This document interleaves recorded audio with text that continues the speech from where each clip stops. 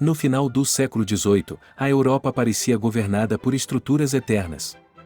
Monarcas reinavam por direito divino, a religião legitimava o poder político, e a sociedade estava rigidamente organizada em camadas quase imutáveis.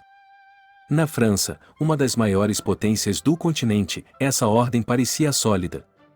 No centro desse sistema estava a monarquia absoluta, símbolo máximo de autoridade e tradição. Mas por trás da aparência de estabilidade, tensões profundas se acumulavam. O contraste entre riqueza e pobreza tornava-se cada vez mais visível. Enquanto palácios brilhavam com luxo e poder, milhões de pessoas enfrentavam fome, impostos pesados e poucas oportunidades de mudança. Sem que muitos percebessem, uma transformação silenciosa estava em curso. Uma revolução de ideias começava a desafiar séculos de tradição.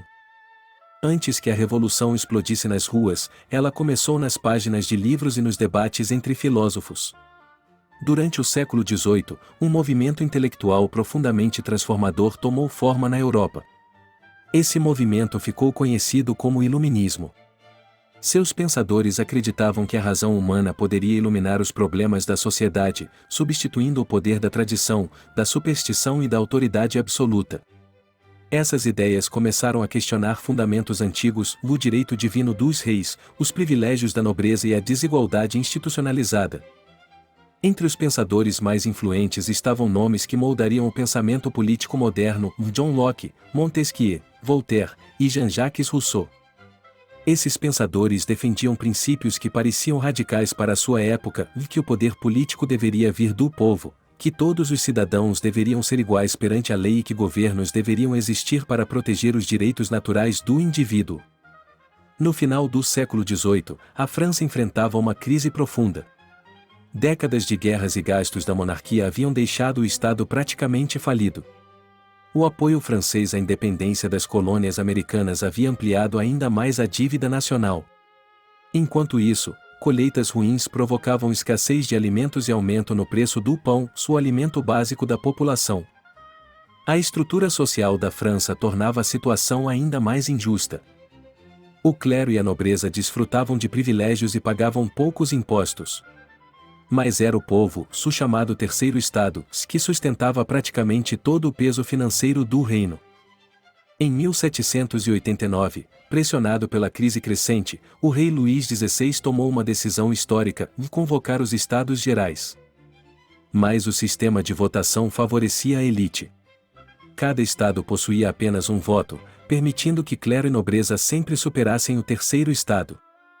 Revoltados com a injustiça política, os representantes do Terceiro Estado tomaram uma decisão ousada.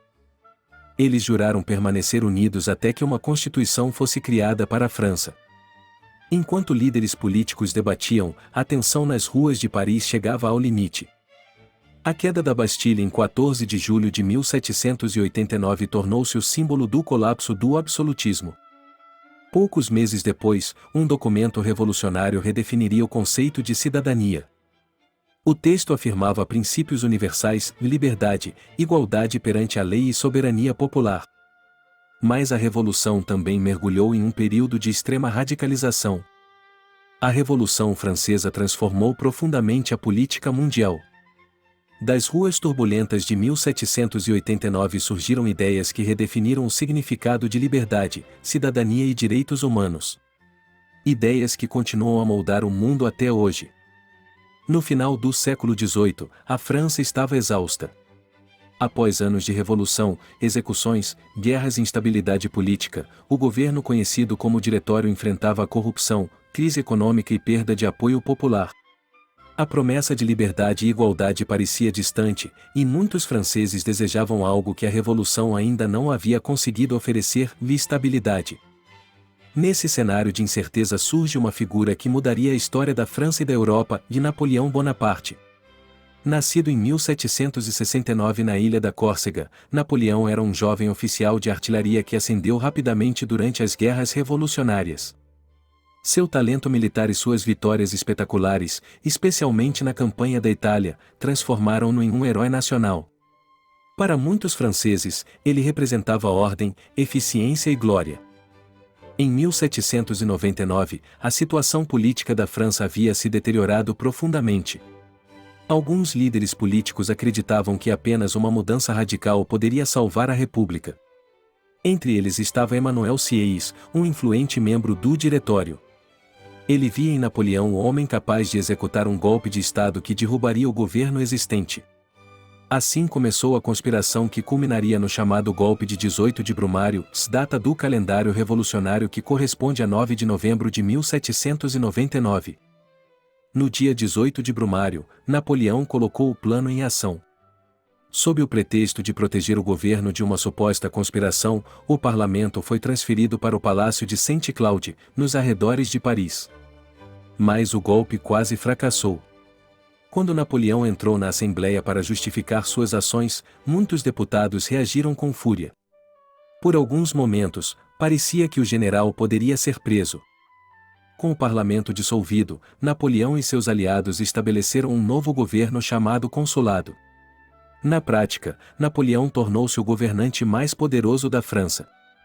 Para muitos historiadores, o golpe de 18 de Brumário marca o verdadeiro fim da Revolução Francesa.